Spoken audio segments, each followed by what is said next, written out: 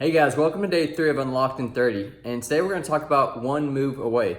And so basically what that means is we've all been at a point where we've been a little bit stuck. And so for example, let's just say you're on a diet plan and you just can't lose that extra 5 pounds, you're struggling there. Or maybe you're, performance wise, you're trying to run the mile, but you just can't seem to get your time down by that extra 10, 15, 20 seconds, or even maybe it's a minute.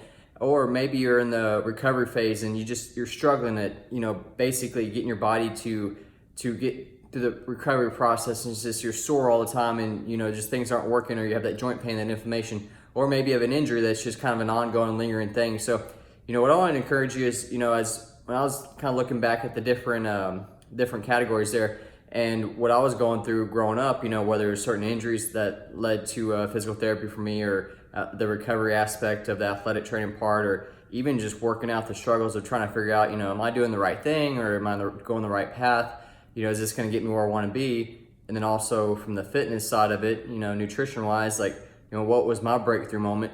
You're constantly going and going and going. Sometimes you feel like you're stuck, but I just want to encourage you, you're just one move away. And what I mean by that is, it's just one little tweak, one little change that we can add into there that's going to basically change the path of your results. And so tomorrow I'm going to dive more into what I talked about before, is like the funnel hacking, and dive deep into those different areas where we can go and hack and do the sources that I've been using, over the years. That's really helped me. So hopefully that'll help y'all. But as again, if there's anything specific I want to cover, let me know. But if not, like I said, we're going to hit all four categories over the next month, but basically a little bit more in depth on each one.